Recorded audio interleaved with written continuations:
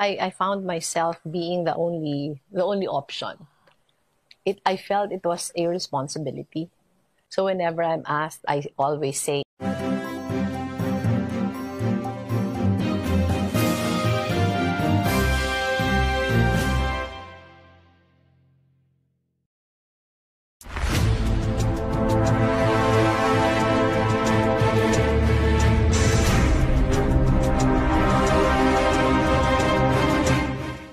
Sa pong magandang araw mga ka-DDS, welcome to DDS Forever Channel. Pasensya na mga kababayan kasi may napanood po akong isang vlog na ini-interview po si Leni tungkol sa kung sino yung the best na option papalit sa presidente. Alam niyo mga ka-DDS, nang napakinggan ko po yun, napanood ko yung video niya, muntik na akong mahulog sa bangko ko eh. What? Sabi niya, siya raw ang pinaka the best option na pwedeng pamalit sa ating Pangulo na napakagaling. My God! Alam mo, Leni, hindi ko malaman kung saan mo kinukuha yung kapal ng apog mo, kapal ng balat mo, hindi ka na nahiya sa balat mo, na sinabi mo yung mga ganyang pananalita. Ikaw lang yung tanging option. Parang ang sa sound like that parang you are the best option. Oh my gulay talaga, Leni. Ganito na lang kaya, sasabihin ko ha. Alam mo, tumingin ka sa salamin, o kaya manood ka ng social media. Kabit-kabila yung nabibwisit sa'yo ng mga Pilipino. 3% lang ang mga naniniwala, siguro mga bayaran, siguro yung nagpapabayad lang, di ba? Para maniwala sa inyo. Pero yung mga bayarin na to, kita mo, mag-rally-rally sila sa mga panawagan ng dilawan. Umulan lang ng konti, nawawala na. Yun po yung mga rallyista na binabayaran, konting ulan lang, konting humangin lang, konting kumidlat lang, yun, nag-e-scare na. Siguro nabayaran na bahala na kayo. Leni, ano ba yan? Tumingin ka sa salamin, tumingin ka sa social media, magbasa-basa ka. Anong klaseng? Sa totoo lang, yung pagka-busy mo, hanggang ngayon, ang Pilipino, 97% kaming hindi naniniwala na ikaw talaga ang nanalo pagka-busy. Unang-una, ganito Leni, kung nanalo ka, hindi mo haharangan yung electoral protest. Di ba on the way, level by level, stage by stage, puro pangaharang. Pinipigilan nyo talaga. Halatang halata para hindi mabilang ang boto. Meron nga kaso na yung mga balota ng inopen nila, basa. Merong mga dahon-dahon, merong pangayatang maliliit na isda. Minadali yung pagbasa, yung pagwasak sa mga balota. Tapos ngayon naman, hetong si Leonen, di ba? Halatang-halatang dilawan move. Siyang inappoint ni Pinoy para umupo dyan, isa sa SJ, di ba? Si Leonen. Kita mo ano ginawa? Inuupuan lang niya yung mga kaso. Marami pong mga kaso na hindi niya binasahan ng sakdal. More than 80 cases yun na tinatawag nilang yung mga aging cases na. Nagkataon lang na isa sa mga kaso ron ay kaso ni Marcos, yung electoral protest. More than 4 years na pong nakalipas. Nakalagay sa Constitution, kailangan resolbahin mo yan. Basahan mo yan within 2 years. Di ba? Tapos ngayon, ang lakas-lakas ng loob mo na sabihin, ikaw ang the best option na papalit para sa isang napakagaling na presidente. Leni, mahiya ka naman sa balat mo. Ano bang klaseng balat yan? Balat ng kalabaw? Na sobrang kapal na? Ay, naku. Hindi kami makapaniwala na meron kaming, sa bagay, hindi ka naman namin busy talaga Nanalo ka lang dyan dahil sa pandaraya, sa Smart Magic. Nakakasuka ka na? Ikaw ang pinaka-hate na vice presidente ng Pilipinas. Hindi ka nagbabasa talaga, hindi ka marunong, wala kang pakiramdam. Hindi mo nararamdaman yung boses ng taong bayan na sukang-suka na sa lahat ng pinagsasabi mo. Wala ka nang sinabing maganda para sa Pangulo, para sa ginagawa ng gobyerno. Mapa-pandemic man, mapa-kalamidad man, lahat negatibo. Saka ano yung sinasabi mong kulang yung aksyon ng gobyerno? Walang ginagawa ang gobyerno. Di ba isa ka sa gobyerno? Vice Presidente ka nga Pangalawa sa pinaka mataas na may kapangyarihan sa bansa. Tapos sinasabi mo walang ginagawang gobyerno? Leni, mag-isip-isip ka talaga. Alam mo kung meron kang pinaplanong tumakbo, Ngayon pa lang, walang-wala na. Hindi. Kita mo yung nangyari sa 8 Diretso, di ba? 8 Diretso sa Inodoro. Ganyan ang mangyayari sa'yo. Sa inyong lahat na dilawan.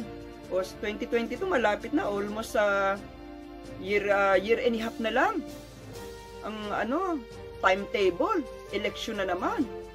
Yan sila Kiko, sila Risa, yung mga katulad mong dilawan, hindi naman nanalo yan. Si Trillanes, lalong-lalo na wala ng pag-asa yan. Sino pa ba? Ikaw tatakbo? Si Lacson nga, parang di ba? Nagdududa rin kami. Nagpa-imbestiga sa mga NPA, sa mga CPP, NPA hearing. Tapos sa pangatlong hearing, naging kulay dilawan. Bumaliktad siya. Binaliktad. Ka Eric. Kasi ka Eric, hindi natin masisi na nagpa-interview na lang social media, di ba? Dismayado sa last or third Senate hearing ng Makabayan Black. Ay, nako Lenny. Iritak mo nga yung sinabi mo, bawiin mo.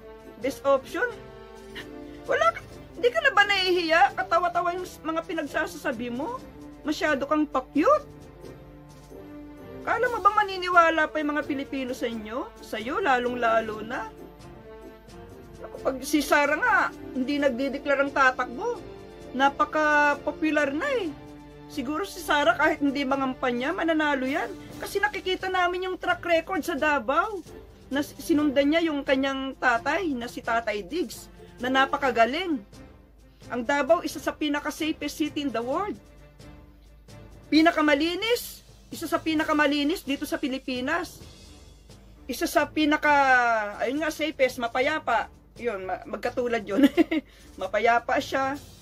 Tapos, ang gaganda ng mga ginagawa ron, yung mga programa ng Pangulo sa kababaihan, sa mga kabataan. Kaya si Sara, pag tumakbo to, Lenny, tapos tatapatan mo ng pagtakbo, wala, sa kangkungan ka pupulutin. Tapos, magtandem pa kayo ni Trillanes. Nako! Ang boto nyo, wala pang 2 digits eh. Sa buong Pilipinas. Ngayon, si BBM, pag tumakbo yan, kesa pagka-presidente, or pagka-busy, tapos si Sara naman, presidente or busy, bahala na sila kung anong tandem ang gagawin nila. Pero talagang sigurado na po ang pagkapanalo. Unang-una, si BBM. Hindi dahil Marcos siya. Pero kasama na rin yon yung popularity ng Marcos. Kasi nakita po natin noong panahon ni Marcos, umuunlad ang Pilipinas, walang nagugutom na tao. Yung mga infrastructure project na pinagawa hanggang ngayon po napapakinabangan ng tao. Isa na po yung LRT dyan. Saka yung mga bridges na ginawa ng dating Pangulo. Yung flood control project. Unfortunately po, yung pinakahuli, yung floodway na pinapagawa, sinimula ng Marcos, pinasarap ni Cory, hindi po niya pinagpatuloy. Kaya kita nyo, catastrophe. Yung kalamidad na nangyari last time, nagkabaha-baha dun sa Marikina, kasi po yung floodway hindi gumana. Yun po yung pina-stop ni Cory. O ano pa, dapat meron tayo ngayong electricity na napakamura. Yung Bataan Nuclear Plant na pinagawa ng Marcos, ayan po ang solusyon sa napakamahal na singil ng kuryente. Si Cory din po ang nagpahinto niyan. It's about to start to operate. Bataan Nuclear Plant. Kaya nga lang, unfortunately, napatalsik po ang Marcos. Tapos ito na po ang Cory. Kabi-kabilang pinasaran niyang mga malalaking proyekto na napakahalaga. Kasama nga yung pagpapababa ng elektrisidad. Kasama nga yung floodway na sana siyang solusyon para pang nagkaroon po ng mga malalakas na pag-ulan, hindi po babaha ng ganyan. Ano pa ba? Yung food for work. Pina-stop lahat yan. Isa po ako sa nakinabang sa food for work noon, panahon ni Marcos. 13 years old pa lang ako, hindi ako nagugutom. Tapos ang Nutriban, napakamura, very nutritious. Ang mura, malaki. Isang Nutriban lang, busog ka na maghapon. Ganyan po. Tapos Lenny, ikaw, kaalyado ka ng dilawan. Alam namin ay pagpapatuloy mo eh, mga ginawang kapalpakan ng mga dilawan. Baka magbenta ka rin ng mga project ng gobyerno. Ano pa ba, Lenny? O sige, panoorin muna natin tong maikling panayam kay Leni Robredo na siya ang tanging option pagka-presidente. Heto po. Term ends in 2022. Are you planning to run for president? I don't have plans of running. I never had plans of running. And then I found myself being the only option. I felt it was a responsibility. So whenever I'm asked, I always say anything is possible. And then I found myself being the only option. I have to make a comment on Leni Robredo. Kasi I have a Twitter and I am not really active at Twitter. And sabi niya na sa Senado kahapon, yung mga purveyor of fake news nandoon, mayayabang ang aangas. Hoy, Leni Lugaw Robredo, before you tell that, tell yourself, ikaw ay fake na vice. You accuse people of purveyor of fake news. Paano na lang ikaw, at the office that you occupy, you are a fake vice president. You did not won. I know that for a fact. We know that for a fact. And you having the audacity to tell PP, Mocha, and all other bloggers that they are purveyor of fake news. Tingnan nyo muna ang sarili mo. Bakit nandiyan ka pa sa opisina? You are fake. My God, you are fake. Because of Pigos, you won. Because of the programming of the mainstream media to shape the mindset of the people, you won. Huh? You have the guts to say that. You have the guts to say na they are purveyor of fake news. Ikaw, you are a fake vice president. Umalis ka nga dyan. You don't have no right to stay there just for a minute. Ha? Hindi ka ba nahihiya? You are a purveyor of fake news daw. Sila PP, sila mo. Pasalamat nga tayo. There is no tyrant oligarch. There is no tyrant mainstream media because of them. And having the guts na sila purveyor of fake news. Ikaw, sino ka ba? You're a fake vice president. That's why, Miss Robredo, I have to tell you, before you point finger to others, look at yourself first kung sino, kung saan ka nakatayo at hindi ba questionable yung opisina mo. Sige tutulin po natin dyan. Di ba? Hindi na sa akin ang galing yan, sa kanya. Sa bunganga niyang walang kakontrol-kontrol sa mga sinasabi. Okay lang sana kung magaganda yung sinasabi. Alam nyo, si Leni, kada bukas ng bibig niya, nakakairita po sa tenga natin, lalo na tayong mga DDS na naniniwala sa ginagawa ng ating Pangulo. Ang kay Leni, lahat puro negatibo. Kala mo siya, sa tono ng kanyang pananalita, parang siya ay napakagaling. Parang siya ang solution sa problema ng bayan natin. Parang siya lahat ang superwoman na makakagawa ng mga ganong bagay na ginagawa ng ating Pangulo. Sa totoo lang, ang Pangulo natin parang superman na nga eh. Sa kabi-kabilang problema ng bayan natin, sa drugs, di ba, nagsimula, sa corruption, sa naghihingalong mga infra natin, sa mga calamity, at latest nga tong pandemic, ang galing po ng aksyon ng Pangulo. Inuutusan po niya kaagad lahat ng ahensya natin na kumilos. Sino makakagawa niyan? Kung si Leni ang nakaupo, wala. Patay. Ang COVID sa Pilipinas, siguro 75% lumaganap na dahil sa kapalpakan ni Leni. Puro pagpapakyut. Ganyan po ang Leni mentality. Very fortunate po tayo na nagkaroon tayo ng isang Pangulong may pagmamahal talaga sa bayan. Kita niyo naman sa pananamit niya, sa pamamahay niya, sa pamumuhay niya, yung lifestyle niya, napakasimple. Diba? Doon mo makikita eh. Tapos makikita mo naman yung record ng Davao, 23 years, from killing field to the safest place on earth, ang Davao. Diba? Naging second pa nga yan eh noon. Di halughugin niyo sa mga record. Makikita nyo rin na talagang ang Davao isa sa pinaka secured na lugar ng Pilipinas, hindi lang Pilipinas, pati ng buong mundo. Ikaw, Leni, sa Naga nga, sinusuka ka ng mga kababayan mo kasi wala kang ginagawa ron. Tapos yung bayaw mo pa related sa mga drug activity, hindi mo kinukundina. Yan ba? Tapos yung sinasabi mong hindi epektibo ang drug on war ng Pangulong Duterte, parang ibig mong sabihin, ihinto na lang kasi hindi effective. Unang-una, hindi naman totoo na sinasabi mo na hindi effective. Bumaba ang krimen sa Pilipinas dahil po a big percent ng drug trading. Napahinto po. May mga namatay na ng mga drug lord, yung mga malalaking tao. Tapos sinasabi nyo noon, bakit yung mga maliliit lang? Parahinog? Ano yun, di ba? Malaking isda yun. Grabe ka talaga, Leni. Tapos, Ang kapal ng mukha mo, sasabihin mo, ikaw ang option para pumalit sa presidente. Wow! Muntik na akong mahulog sa upuan ko, mga kadides. Anong masasabi nyo dyan? Grabe, wow talaga. Ano, Lenny, nauna? Naku, ka. Alam mo, ang Pangulo, wag naman sana, knock on wood, ha? Halimbawa, may mangyari. Alam mo, hindi papayag ang mga Pilipino na ikaw ang maupo.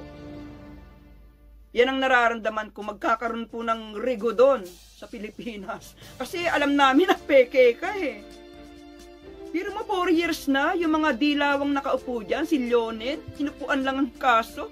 Na meron pala siyang mga malalaking kaso, mga rape cases, murder cases, na inupuan niya ng mahabang panahon. Karamihan doon, rape cases, mga nirape na kababaihan. Mabigat po na kaso yun. Inupuan lang niya, tinutulugan niya. Ganyan din yung ginagawa niya sa electoral process ni Bongbong Marcos. Ay, naku mga ka-DDS, talagang nakaka-high blood. Buti na lang, meron akong hypertension tablet. Sana wag po kayo ma-high blood. Baka narinig, kulang. Ako, dito lang ko na-high blood kasi nilalabas ko lang yung aking opinion. Yung aking tawanan na lang natin si Lenny kasi parang nagiging komedya na lahat ng salita niya eh. Parang she's daydreaming na balang araw siya ang papalit sa Pangulo. Sooner or later, Lenny. Nakakahiya ka talaga. Ayusin mo yung mga sinasabi mo. Alam namin may nagdidikta sa'yo eh.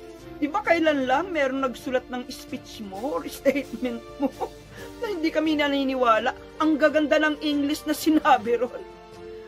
Napakinggan ko kasi si TP, Tintin Pinoy, hindi raw siya naniniwala. Hindi ganun magsalita si Lenny. Saka si Banat Bay. Eto ba si Lenny? Kasi si Lenny kung magsalita, mabababaw. Pag ini-interview nga siya, yung puro ganon, sana naman, ganon naman, ang gobyerno walang ginagawa, palpak, bakit Lenny, di ba? Busy ka, dapat may ginagawa ka kasi part ka ng gobyerno. Hay nako mga ka-DDS, sana naman wag kayong magsawang makinig sa mga social media. Isa lang ako ron, maliit na vlogger lang po. Saka salamat po sa patuloy na panonood ng aking mga vlog. Yung mga subscribers ko na hindi nang hihinawa. Di bale, pag-iigihan ko po next year kasi ngayon talagang napaka-busy ko po eh. Pandemic po sa buong mundo at health worker po ako. Sa hospital po ako nagtatrabaho kaya busy. Ingat-ingat lang. Sige, hanggang dito na lang. If you like my vlog, please don't forget to like, share, and comment. At marami pa po tayong ibabalita. For sure next year, maghahanda po talaga ako ng mga ipi-feature ko, yung mga itatopic natin. So pong magandang araw at marami pong salamat.